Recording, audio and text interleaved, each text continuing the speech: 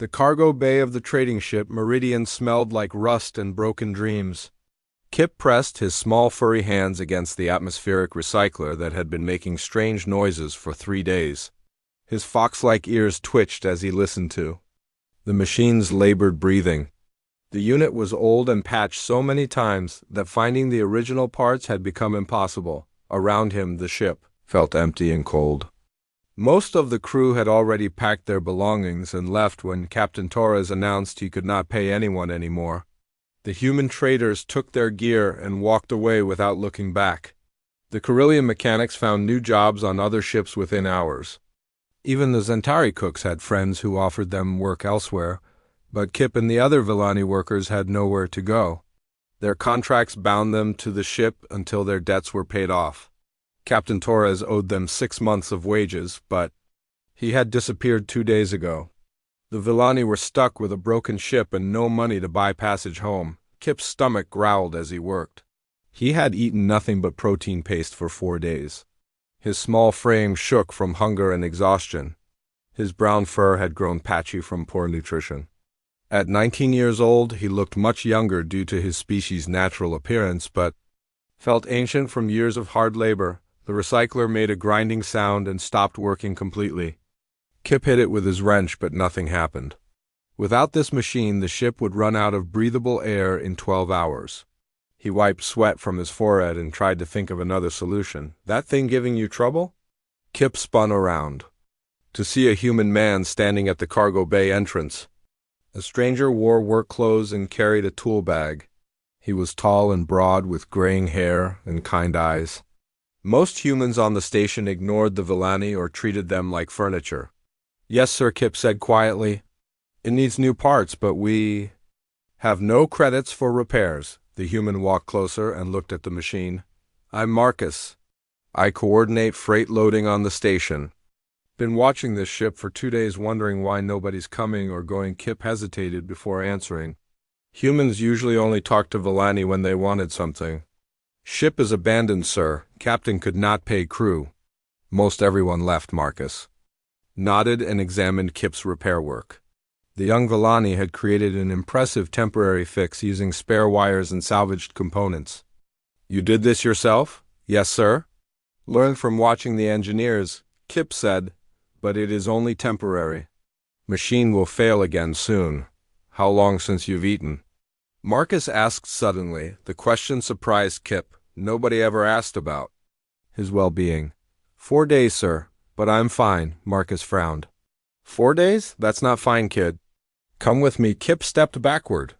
"I cannot leave the ship, sir. Must stay and watch the equipment." "The equipment that doesn't work on a ship nobody owns anymore?" Marcus said gently. "Come on, let's get you some food." Fear crept into Kip's voice. "I have no credits to pay for food, sir. And Villani are not allowed." In most station restaurants, Marcus looked angry for a moment, but not at Kip. "You don't need credits. I'm buying. And any restaurant that won't serve you won't get my business either." Kip had never heard a human talk this way. Most species in the galaxy treated Villani as cheap labor. They were small and weak and considered expendable. Why would this human want to help him? "I do not understand, sir," Kip said honestly. "What do you want from me?" Marcus smiled sadly. "Nothing, kid. You look hungry and tired. That's enough reason to help." They walked through the station together. Kip stayed close to Marcus, feeling safer near the tall human. Other species moved out of their way and nodded respectfully to Marcus. Clearly, the man had a good reputation on the station. The restaurant Marcus chose was small and clean. The owner greeted Marcus warmly but looked uncertain when she saw Kip. Marcus noticed her hesitation. "This is Kip," he said firmly. "He's with me. We'll take a corner booth." The owner smiled and showed them to a table. Marcus ordered enough food for 3 people.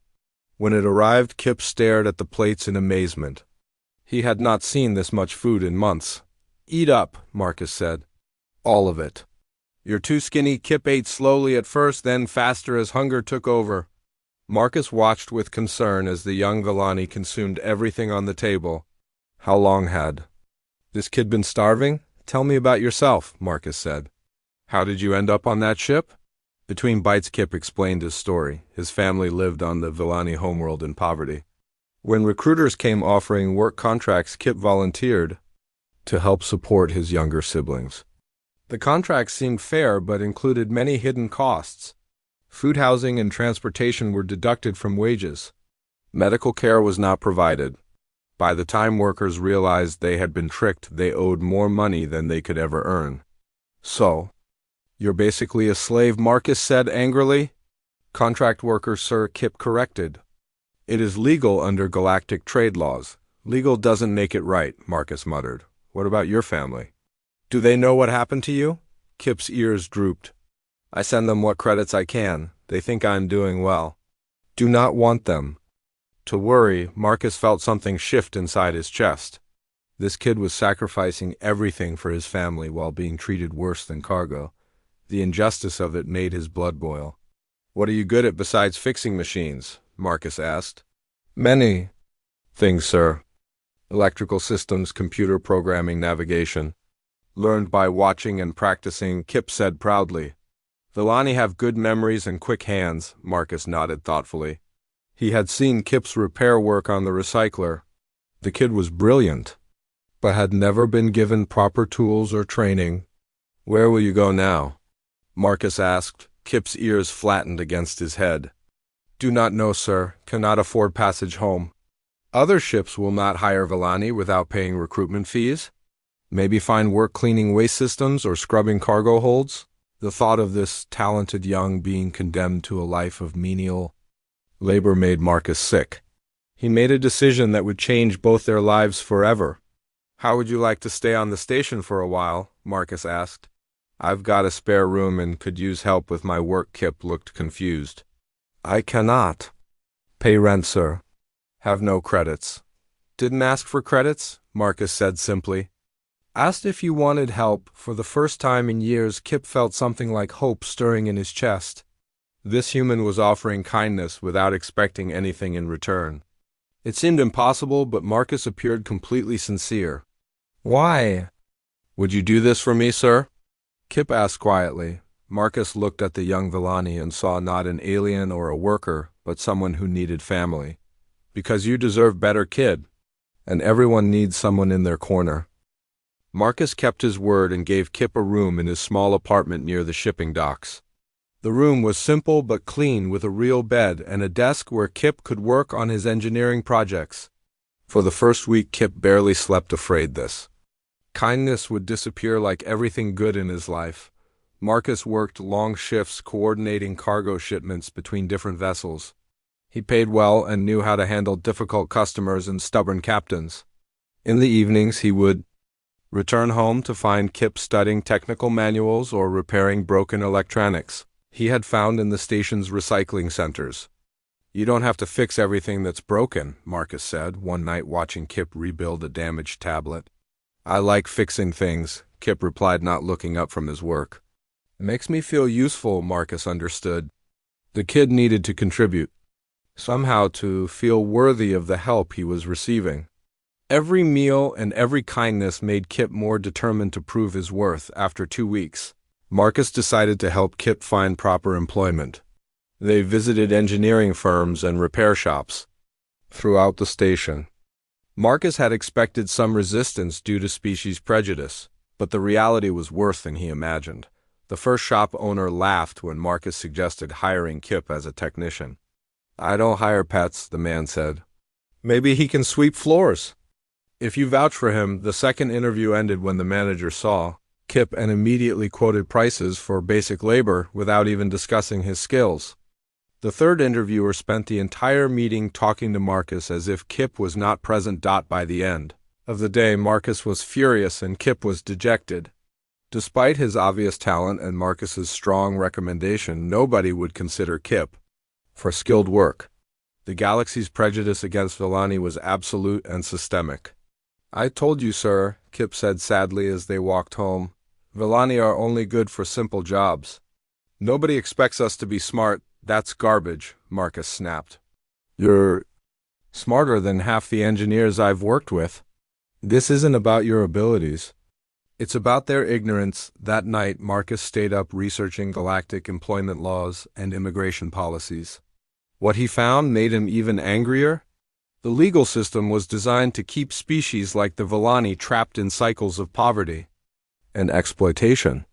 Without sponsors or citizenship in a major civilization, they had no real rights or protections, but humans had different laws. Earth's government had created pathways for individuals to sponsor non-humans for citizenship and legal protection. The process was complicated and expensive, but it existed. Most humans never used it because they rarely formed close relationships with other species. Marcus studied the requirements for 3 days before approaching Kip with his idea. "I want to adopt you legally," Marcus said over breakfast. "Make you my dependent and sponsor you for human citizenship." Kip dropped his spoon in shock. "So that is not possible." "Humans do not adopt other species." "Says who?" Marcus asked. "The law allows it. We'll take some paperwork and legal fees, but it can be done." "But why would you do this?" Kip asked, his voice shaking. "I am not human. I am not even your real family." Marcus looked directly into Kip's large, dark eyes. "Family isn't about blood, kid. It's about choice." "I choose you." The concept was alien to Kip.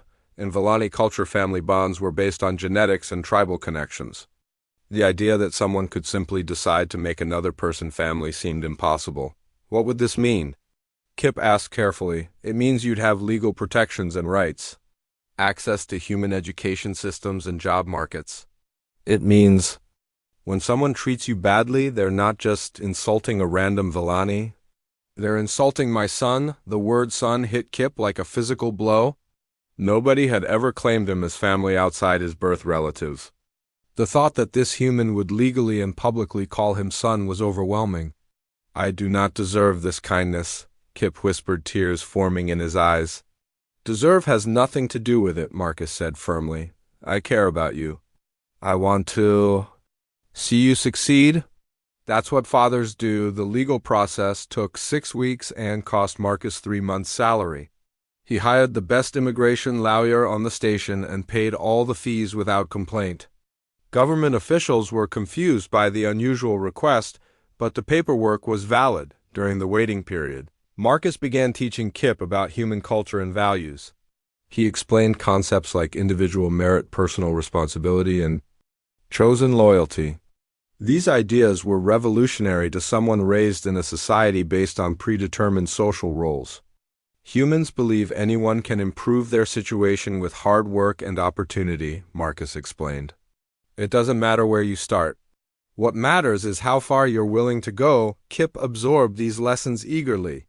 For the first time in his life, someone was investing in his potential rather than just using his labor. The adoption ceremony was small and private.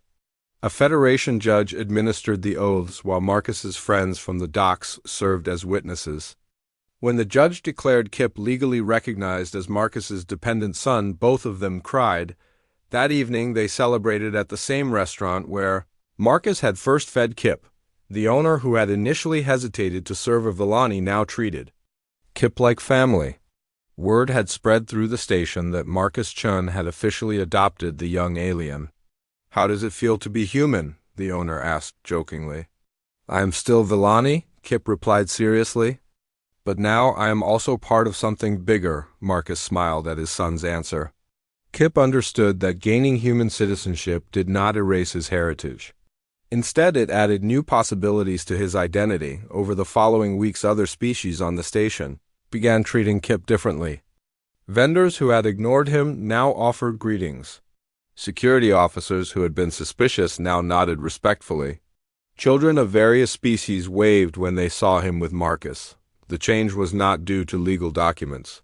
It was because everyone knew that harming or insulting Kip would bring consequences from Marcus and his network of human friends. In galactic society, humans had a reputation for being protective of their own to an almost dangerous degree. "Do you regret this decision?"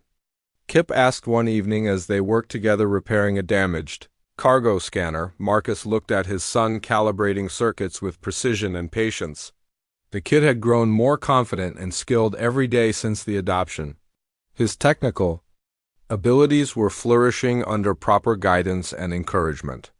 "Only regret I have is not doing it sooner," Marcus said honestly. Kip smiled and returned to his work. For the first time in his life, he felt like he belonged somewhere. He had found something he never knew existed among his own people. He had found a father who chose him not because of genetics or obligation, but because of love. The galaxy was about to learn what happened when humans decided someone was family. And for those who had spent their lives exploiting the vulnerable, the lesson would be terrifying. With his new legal status as a human-dependent, Kip gained access to educational opportunities that had been impossible before. Marcus enrolled him in advanced engineering courses at the station's technical college. The professors were initially skeptical about teaching a Villani, but Marcus's reputation and Kip's obvious intelligence quickly won them over. Kip threw himself into his studies with desperate enthusiasm. Every lesson felt like a gift he might lose at any moment. He studied for 12 hours a day, mastering subjects that other students found difficult. His natural aptitude for understanding complex systems, combined with years of practical experience, made him exceptional. Marcus worked double shifts to pay for Kip's education. The courses were expensive and designed for wealthy students.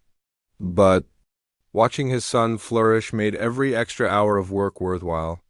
When Kip worried about the cost, Marcus would remind him that investments in family always paid off. "You don't owe me anything," Marcus said when Kip tried to calculate how he could repay the education expenses. "Seeing you succeed is payment enough." The other students struggled with Kip's presence at first. Most had never shared a classroom with a non-human. Some made cruel comments about the pet who thought he could be an engineer. Others questioned whether Villani brains were capable of advanced learning. Kip ignored the insults and focused on his work. When test scores were posted, his name consistently appeared at the top of every class. His professors began using his projects as examples of excellent engineering. The mockery slowly turned to grudging respect, but not everyone was impressed by Kip's academic success. During his third month at college, a group of students cornered him after class. "Think you're pretty smart, don't you, animal?" said their leader, a human named Brad, whose father owned several shipping companies. "Just because some bleeding heart adopted you doesn't make you equal the real people." Kip tried to walk away, but they blocked his path. "I do not want trouble," he said quietly. "Just want to go to class and learn." "Maybe we should teach you your place," Brad sneered.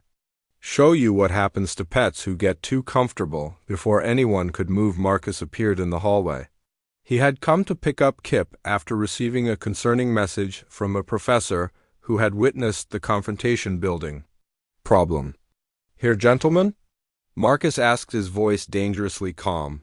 Brad straightened up, trying to look confident. "Just having a conversation with your pet, explaining some social realities." Marcus stepped closer to Brad until they were face to face. "Let me explain some realities to you, son. That's my kid you're threatening. And I take threats against my family very seriously. It's just an alien," Brad protested, but his voice shook slightly. "You can't really care about it." Marcus's expression turned cold. "I care enough to find out where you live, where your family works, where your father's business operates. I care enough to make sure everyone in my network knows exactly what kind of person you are." Brad paled as he realized the implications. Marcus controlled cargo flow for dozens of major shipping routes. A word from him could destroy business relationships that took years to build. "I didn't mean anything by it," Brad stammered, backing away. "Yes, you did," Marcus said quietly. "But you're young and stupid, so I'll give you one chance. Apologize to my son and stay away from him. Or learn what happens when you mess with the humans." "Family." Brad mumbled an apology and fled with his friends. Word of the incident spread quickly through the college. Students began treating Kip with cautious respect, understanding that harming him would bring consequences they could not afford. Kip was shaken by the confrontation, but also amazed by Marcus's protection. "You would really have hurt his families." "Business?" Without hesitation, Marcus replied. "Nobody threatens my kid and walks away thinking it doesn't matter." This incident taught Kip something important about human nature. They formed bonds that transcended logic and self-interest. Once a human decided you were family, they would fight for you with frightening intensity. Marcus also arranged for Kip to begin an internship at one of the station's premier engineering firms. The manager was a friend who owed Marcus several favors.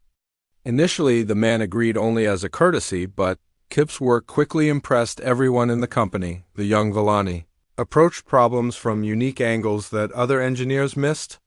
His experience with improvised repairs gave him insights into making systems more efficient and reliable.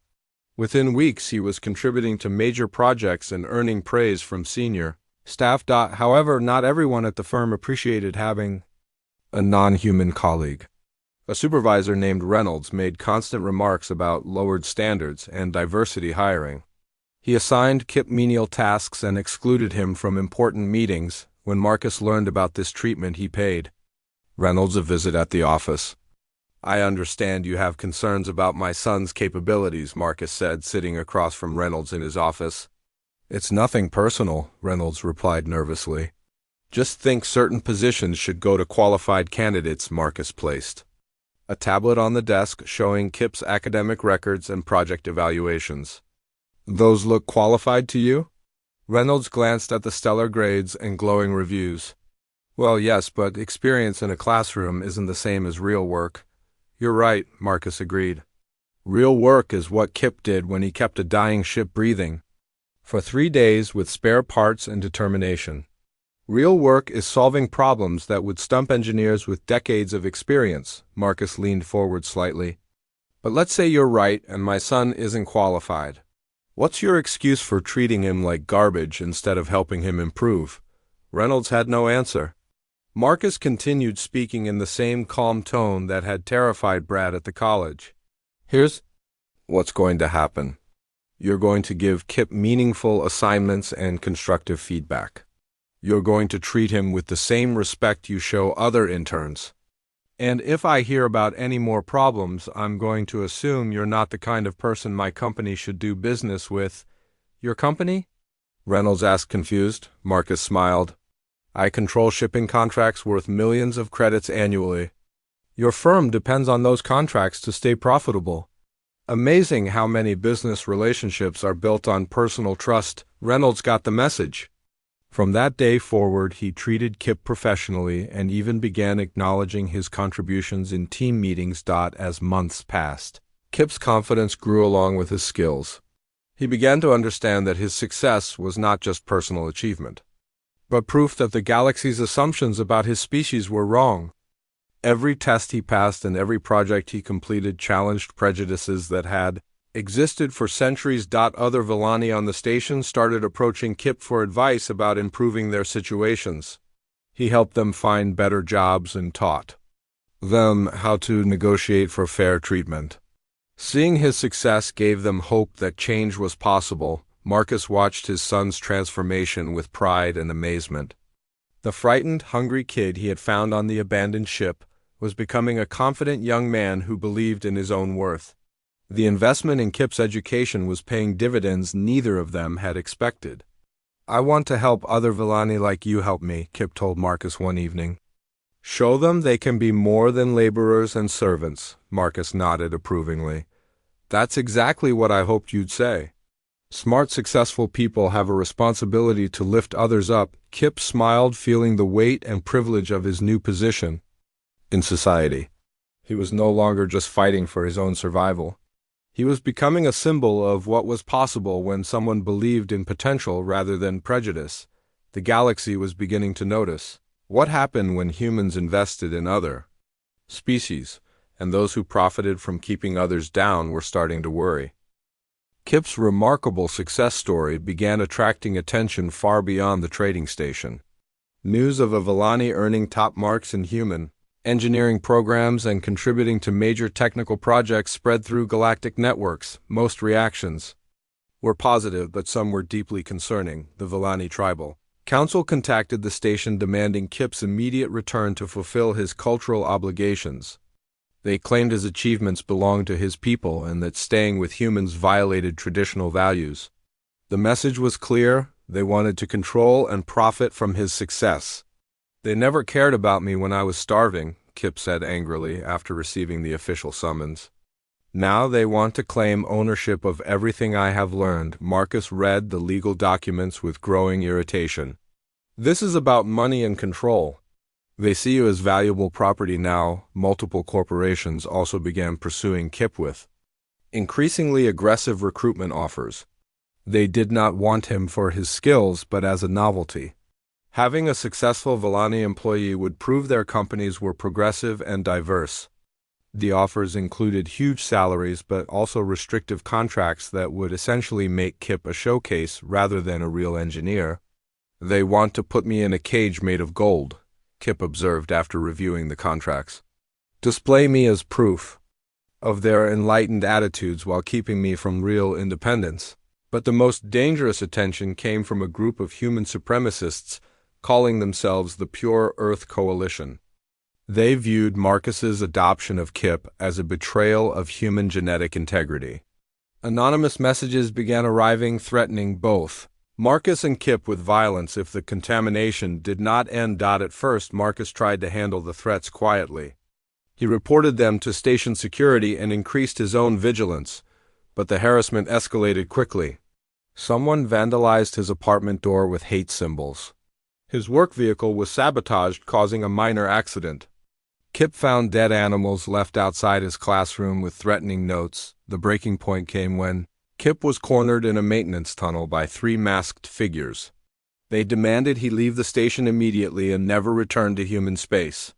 When Kip refused, they attacked him with shock rods. Kip managed to activate his emergency beacon before losing consciousness. Station security found him beaten and unconscious 30 minutes later. He spent 2 days in the medical center recovering from his injuries. Marcus's reaction was swift and terrifying. He took leave from work and disappeared for a week. When he returned, the harassment stopped completely. The Pure Earth Coalition members were found by station security in compromising positions with evidence of multiple crimes. Their leader was arrested for embezzlement and fraud. Their financial backing mysteriously vanished overnight. What did you do? Kip asked when Marcus visited him in the medical center. I reminded some people that actions have consequences, Marcus replied calmly. Nobody hurts my family without paying a price. Marcus had used his extensive network of contacts to systematically destroy the supremacist group. Shipping companies loyal to Marcus cut ties with businesses that employed coalition members. Cargo manifests were delayed or lost for firms that supported their ideology. Financial institutions received tips about suspicious activities. Legal authorities were provided with evidence of crimes. The response was not just from Marcus. Other humans who knew and respected him rallied to protect Kip. Dock workers who had become fond of the polite young Villani made it clear that anyone threatening him would face serious problems. Shop owners who had watched Kip grow from a frightened refugee to a confident student refused service to known supremacists. Kip realized he was not just protected by Marcus, but by an entire community of humans who had adopted him into their extended family. The concept was foreign to most galactic cultures where loyalty rarely extended beyond immediate genetic relatives. The Villani Tribal Council learned about this protective network when they sent representatives to forcibly retrieve Kip. The officials arrived expecting to deal with one human and his alien dependent. Instead, they found themselves facing a unified wall of opposition. Station security informed them that Kip was under human legal protection and could not be removed without his consent. The engineering college issued statements supporting their stellar student. The companies that employed Marcus's friends suddenly found their permits for conducting business in human space under intensive review. Your people seem very attached to one small alien, the lead Villani official told Marcus during a tense meeting. He's not just any alien, Marcus replied firmly. He's my son. And humans protect their children. The official was confused by this response. But he is not genetically related to you. Why risk political complications for someone who shares no blood? Marcus looked at the official with something approaching pity. Because family isn't about genetics. It's about love and loyalty. Concepts your culture apparently doesn't understand. The Villani representatives left empty-handed and angry. They had expected to retrieve a valuable asset and instead discovered that removing Kip would require challenging an entire human community. The corporate recruiters also learned painful lessons about human protective instincts. Companies that tried to pressure or manipulate Kip found their shipping contracts with human firms mysteriously canceled. Executives who made veiled threats discovered their personal information leaked to competitors. One particularly aggressive corporation had their entire supply chain disrupted for weeks. "Your adopted father has considerable influence," one recruiter told Kip nervously after his company's fourth consecutive shipping delay. "He has something better than influence," Kip replied. "He has friends who care about right and wrong, the attacks." And threats had an unexpected positive effect on Kip's development. Seeing the lengths Marcus and other humans would go to protect him filled him with confidence and determination. He stopped worrying about being worthy of their care and started focusing on becoming the person they believed he could be. His academic performance improved even further. His engineering projects began attracting attention from respected firms throughout human space. Other alien students started seeking his advice and mentorship. He was becoming a leader and role model. "I used to think I owed you everything," Kip told Marcus as they worked together on a complex navigation system. "Now, I understand that debt and gratitude are not what family is about." Marcus smiled as he watched his son troubleshoot a particularly difficult circuit problem. "What is it about then?" "It is about building something together," Kip replied. "Creating value that benefits everyone involved. Making each other stronger and better." Marcus nodded approvingly. Kip had learned the most important lesson about human relationships. They were not based on obligation or hierarchy, but on mutual growth and support. The galaxy was beginning to understand what happened when humans formed protective bonds with other species. Those who tried to exploit or harm the objects of human affection faced consequences that extended far beyond individual retaliation.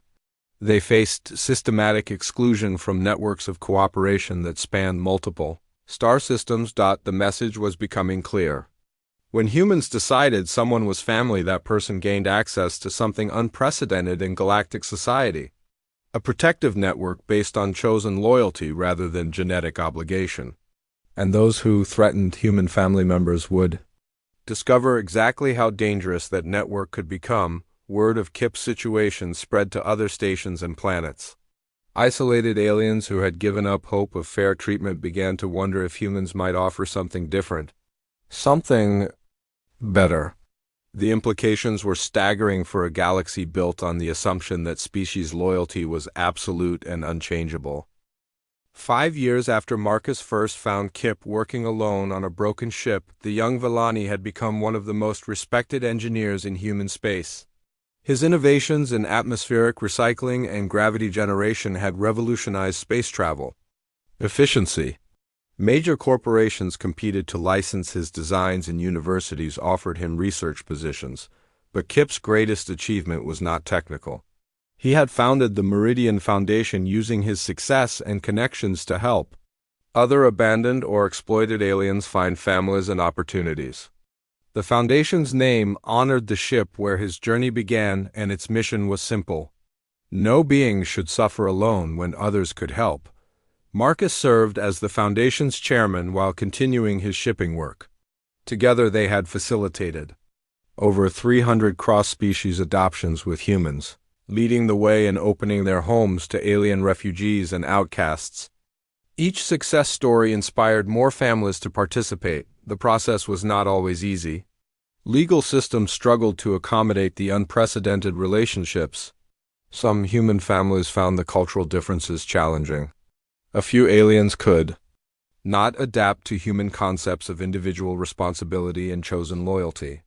But the successes far outnumbered the failures. Dr. Leah Torres, a Xenari child, whose own family had sold her to researchers, became a pioneering xenobiologist after being adopted by human scientists.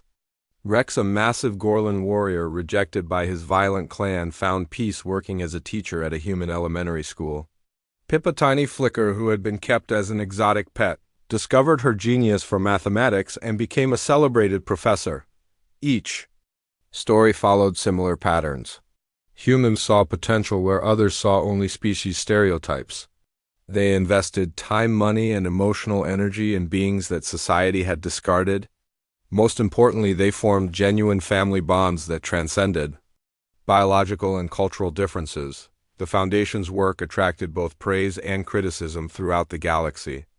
Progressive species applauded the humanitarian efforts, while conservative governments worried about losing control over their populations. Some alien rights groups claimed humans were engaging in cultural imperialism by imposing their values on other species. They say we are stealing their people, Kip told Marcus during one of their evening conversations. Making aliens abandon their heritage to become human, Marcus laughed while reviewing Foundation applications. Have you abandoned your heritage? Do you feel less Villani than before? Kip considered the question seriously. One feel more Villani than ever. Understanding human concepts of individual worth and chosen family has made me appreciate my species. Strengths in new ways, I am both Villani and human now. Why must it be one or the other? This was the Foundation's greatest revelation. Cross-species adoption did not erase cultural identity. Instead, it created individuals who bridged different worlds and brought unique perspectives to both. The adopted beings became ambassadors and teachers, helping their birth cultures understand human values while helping humans appreciate alien wisdom. The Villani homeworld had undergone dramatic changes as reports of Kip's success reached isolated communities. Young Villani began demanding better education and fair treatment from their leaders. They pointed to Kip as proof that their species was capable of greatness when given opportunities. Similar movements emerged among other species as more success stories spread. The rigid caste systems and genetic hierarchies that dominated galactic society faced challenges from individuals who had experienced something different. The idea that worth was determined by birth rather than achievement began to seem primitive and wasteful. On the 5th anniversary of Kip's adoption, the Galactic Engineering Council awarded him their highest honor for contributions to space technology. The ceremony took place on the neutral world of Harmony Prime, with representatives from dozens of species in attendance. Kip stood at the podium looking out at the vast audience. He could see Marcus in the front row, tears of pride in his eyes. Scattered throughout the crowd were other Foundation families. Humans sitting beside adopted aliens from across the galaxy. Children of multiple species playing together while their parents watched the ceremony. 5 years ago, I was a frightened young maintenance worker on a broken ship, Kip began. I had accepted that my species was destined for servitude and poverty. I believed the galaxy's judgment that Villani were inferior beings suitable only for simple labor. The audience listened intently as Kip described his transformation from refugee to respected professional. But he did not focus on his technical achievements or academic success. The most important lesson I learned was not about engineering or business, he continued. It was about the power of chosen family. About what happens when someone decides. You are worth saving. Kip's voice grew stronger as he spoke about Marcus's decision to adopt him despite social pressure and legal complications. He described the protective network that surrounded him when others tried to exploit or harm him. He explained how human concepts of individual dignity and chosen loyalty had changed his understanding of what was possible. My father taught me. That family is not about genetics or tribal obligations, Kip said, looking directly at Marcus. It is about choosing to care for someone unconditionally, about seeing potential where others see only limitations, about protecting those we love regardless of the cost. The audience erupted in applause, but Kip was not finished. He spoke about the hundreds of other aliens who had found families through the Foundation. He described children who were thriving in loving homes after being abandoned by their birth species. He told stories of talented individuals who had overcome prejudice and discrimination with human support. When humans decide you are family, you do not just gain legal protection or financial support, Kip concluded. You gain access to something the galaxy has never seen before. A network of beings who will fight for you, sacrifice for you, and believe in you simply because they choose to love you. The standing ovation lasted for several minutes. But Kip was watching Marcus, who was crying. openly with pride and joy. The man who had started this journey with a simple act of kindness had witnessed his decision transform not just one life, but hundreds. After the ceremony, families gathered for a celebration dinner. The room buzzed with conversations in dozens of languages as humans and their adopted children shared stories and experiences. Children who had never known safety played freely while their parents planned future collaborations. Marcus found himself surrounded by beings he had never met who wanted to thank him for starting the movement that had saved their families. Zenari, doctors, human teachers, Gorlin, artists, and Flickr scientists all credited his example with inspiring their own adoption journeys. Did you ever imagine it would grow this large? Asked Dr. Torres, the former research subject who now led a team of xenobiologists. Marcus looked around the room at the dozens of mixed families. Human parents comforting alien children who had been traumatized by abandonment. Alien adoptees mentoring newer refugees through cultural adjustment.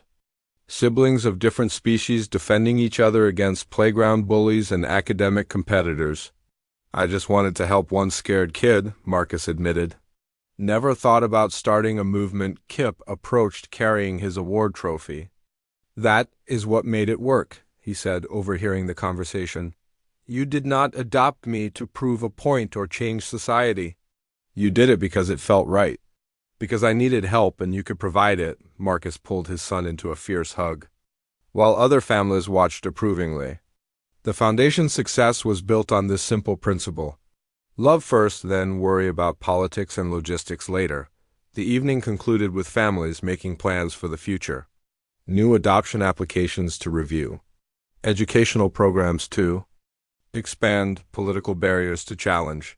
The movement that had started with one human's decision to feed a hungry alien had become a galactic force for social change. As they prepared to leave, Kip stopped to look back at the celebration. Hundreds of beings who might have lived and died in poverty or exploitation were now thriving members of loving families. Children who had been abandoned were now beloved sons and daughters. Adults who had been defined by their species' limitations were now achieving unprecedented success. Thank you, Kip said quietly to Marcus as they walked toward their transport. For what? Marcus asked, confused. You earned everything you have achieved. Kip smiled at his father's characteristic humility. For teaching me that the most powerful force in the universe is not technology or military might. It is the decision to care for someone unconditionally, to see them as family regardless of where they came from or what they look like. Marcus nodded, understanding the deeper truth his son had discovered.